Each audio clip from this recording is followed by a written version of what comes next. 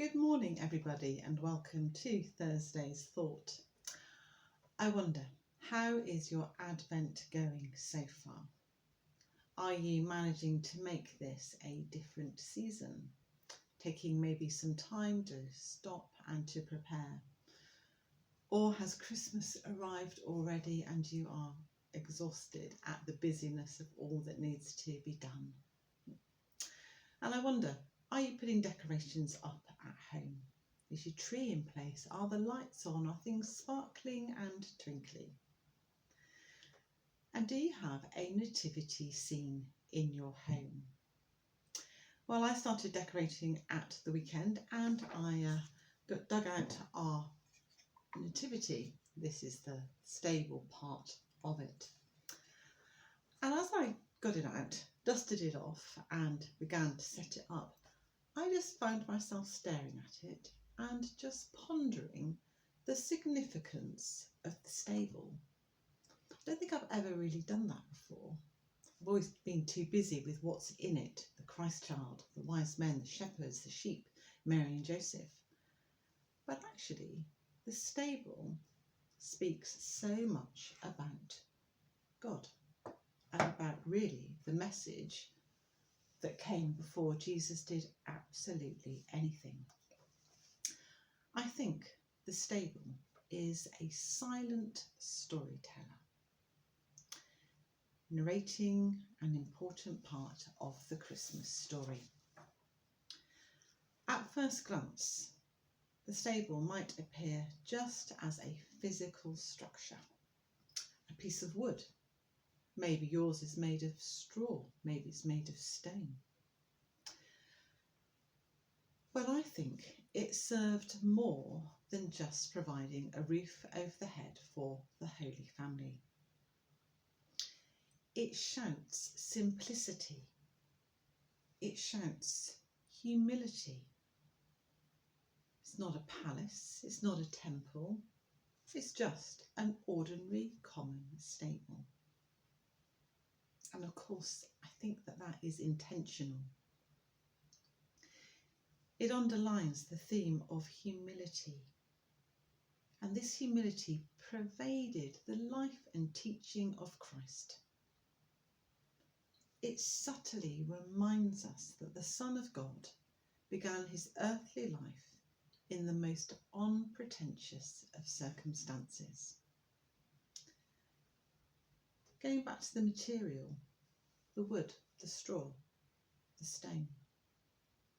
In Jesus' time, in a rural setting, that would have been available everywhere.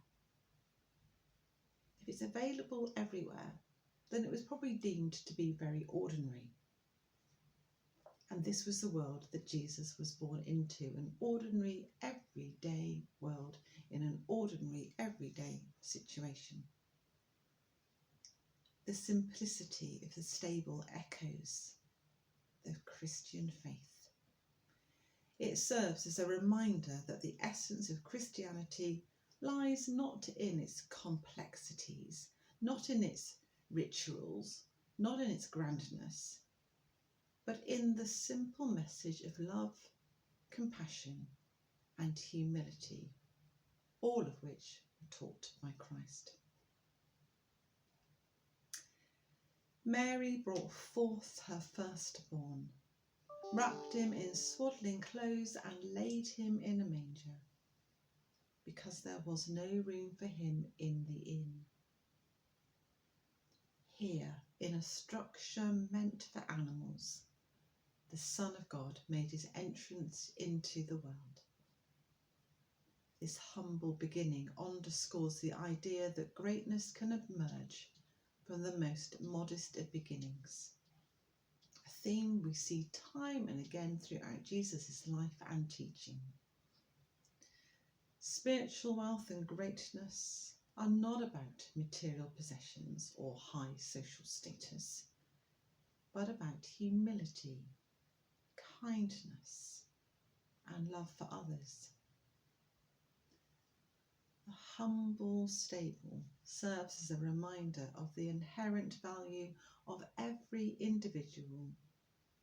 Wealth and status just doesn't come into it.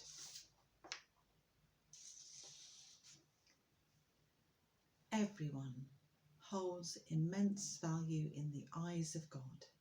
It is the heart of the Christian teachings, and it is beautifully symbolised in the humble stable of the nativity scene. Now on mine I have doors on it, maybe yours does as well, and the doors are always open, of course. Open because it represents welcome. All are welcome in the stable. It provided shelter for Mary and Joseph, where no other lodgings were available, but it welcomed everyone. The shepherds, representing common people at the time, wise men representing the learned and the wealthy, both are welcome in the stable. Status, wealth, none of this matters in the sight of God. It might well matter to humans, but not to God. God sends at Christmas a clear message. His love transcends. Love came down at Christmas and then extended to all. So this Advent, when you place perhaps your nativity scene somewhere in your home, stop for a moment, reflect and ponder on what the stable means to you and how this stable welcomed the baby Jesus. Well, I hope the rest of your day is delightful.